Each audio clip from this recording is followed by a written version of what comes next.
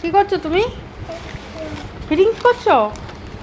এই যে আজকে ভাই কুলার কিনে আনলো, সেটাই এখন ফিটিং করা চলছে। সেটাই করতে পারছি না আমরা ভালোভাবে। এগুলোও তো লাগাতে হবে। বাবাই তুমি ফিটিংটা করে দেবে নাকি ঠিক করে?